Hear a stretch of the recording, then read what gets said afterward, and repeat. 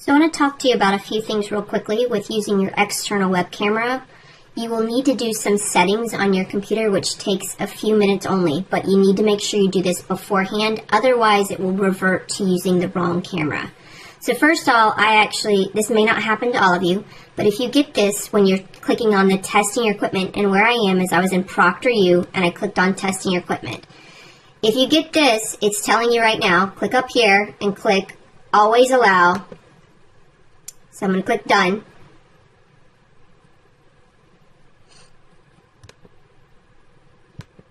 Alright, so now I'm going to refresh my page since I've done that. So now notice that I have this piece. But I want to show you something right now.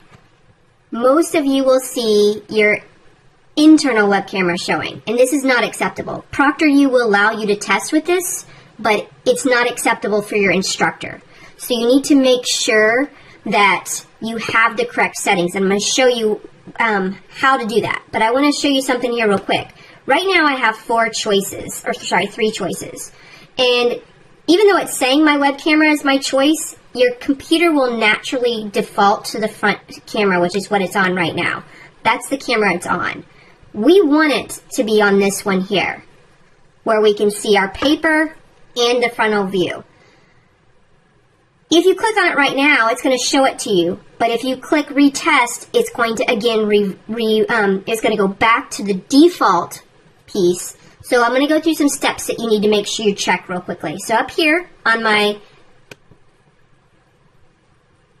lock, you want to make sure that both of them say allow. So if that's not done, you need to do that. So that's a check. So you want to make sure that this top camera doesn't have any marks on it, and you want to click on this and it doesn't have it. But again, right now, because you have multiple choices, Intel Stream, yours is probably going to say something different, but this is the built-in camera, and I don't want that to be turned on. So I'm going to right-click on that. So I right-clicked my mouse, and I'm going to click Disable Device. It says disabling it will cause it to stop functioning. Do you want to? Yes. I didn't, delete it. I didn't do any of those pieces. Okay. I didn't uninstall. Please be careful. All I did was I clicked on the disable. If I want to go back and use it for my next test or something like that for a different course in Zoom, all you got to do is go back to the same spot and click enable. That's it. So you only want one of these to be included. So I've included my webcam. Now, if you do the wrong one, it's not bad. You just go back in here, you click enable on the other, and vice versa. So now, when I come to this page, I'm going to refresh it again. Big difference right now is I only have one choice. My computer cannot default back to the other. It's really important that you only have one choice there. So I'm going to real quickly go through that step again. We're going to go to Start Menu. We're going to type in Device Manager.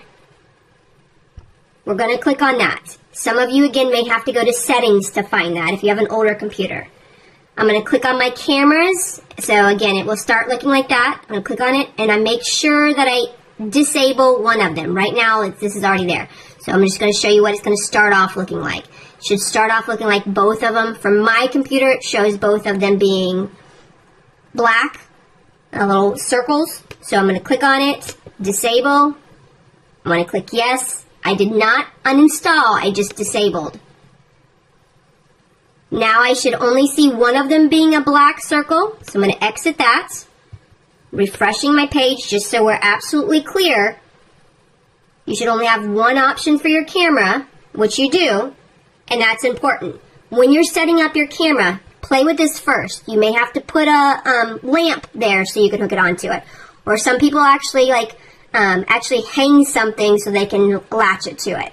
Some people can put it on their top of their laptop or their computer, but it's hard for a lot of us to get the right setting and let it sit there. So like for me, I actually have to hold it for it to be in this setting.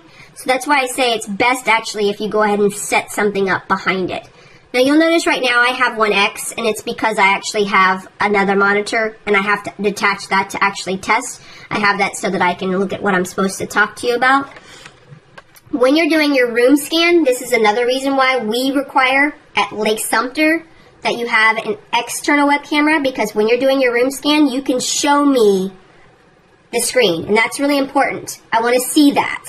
Okay, so you're slowly showing everywhere in your room. Okay, you're showing under your desk. You're showing to the right on the floor, to the right, left on the floor, all the way desk. They may ask you to move something. Okay.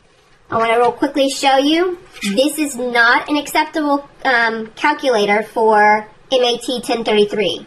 This is a scientific calculator. Please look at your instructor's information to see if you're allowed something like this. But the scientific calculator is not allowed for MAT 1033. If you have this and I see it, your test will be invalidated. The calculator you can have for MAT 1033 is what's called a 4-function calculator. This is basically your dollar store calculator. It has a plus, minus, multiplication. You can do the whole test without a calculator, but I do suggest you having it. You cannot use your phone. You have to have one of these. So if you don't have one for the first test, you can do all of it without it.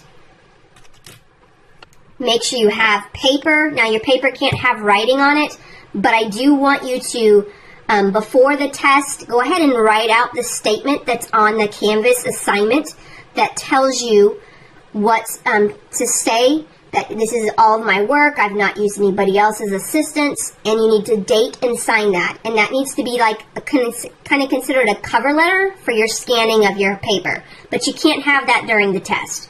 So they want you to have blank papers when you have